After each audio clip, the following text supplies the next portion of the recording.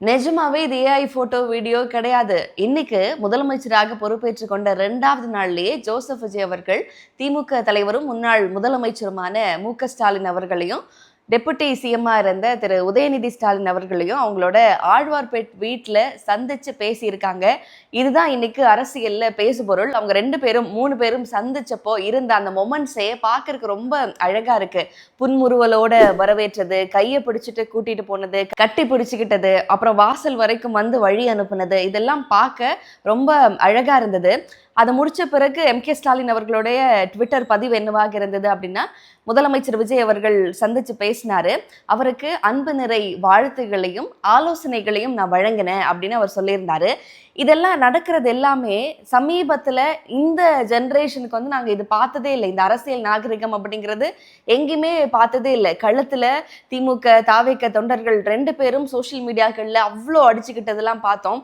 But அதெல்லாம் தாண்டி தலைவர்கள் இப்படி பிஹேவ் பண்றது நிச்சயமாக 2 சைட்லும் இருக்கிற தொண்டர்களுக்கு ஒரு பொறுப்பை வந்து கூடுதலான பொறுப்பை வந்து கொடுத்திருக்கு அப்படின்னு வந்து நினைக்கிறேன். 1967 இந்த தேர்தலை தொடர்ச்சியாக விஜய் அவர்கள் கோட் பண்ணிட்டே இருந்தாரு. அப்போ வந்து திமுக ஆட்சிக்கு வந்த ஒரு காலம், இந்தியாவிலே முதன்முறையாக ஒரு மாநில கட்சி ஆட்சிக்கு வந்த ஒரு வருடம். திமுக ஜெயிச்ச உடனே அண்ணா முதல்ல என்ன பண்றாரு அப்படின்னா, 18 ஆண்டு கால பிரிவுக்கு பிறகு பெரியார் அவர்களை சந்திச்சு பேசுறாரு. நாங்க இப்ப ஆட்சிக்கு வந்திருக்கோம், ஆனா நீங்க தான் எங்களை வழி நடத்தணும் அப்படின்னு போய் திருச்சியில போய் பெரியார் அவர்கள்ட்ட நின்னுடுறாரு அண்ணா.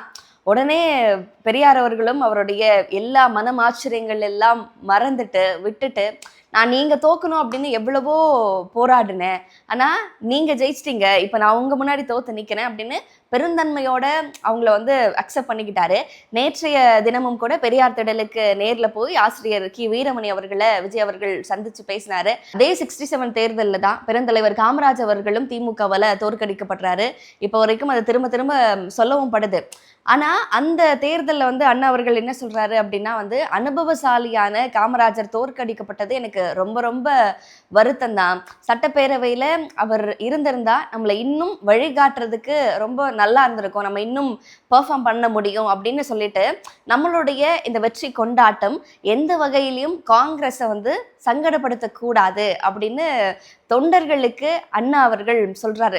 இந்த மாதிரியான அரசியல் நாகரிகத்தை இவ்வளோ வருஷம் கழிச்சு நம்ம தலைவர்களுக்கு இடையிலான ஒரு இணக்கத்தோட பார்க்குறப்போ இந்த மொமெண்ட் அப்படிங்கிறது ரொம்ப முக்கியத்துவம் வாய்ந்ததாக இருக்கு.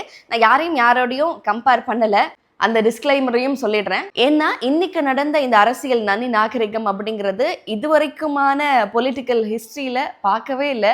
இப்படி அண்ணா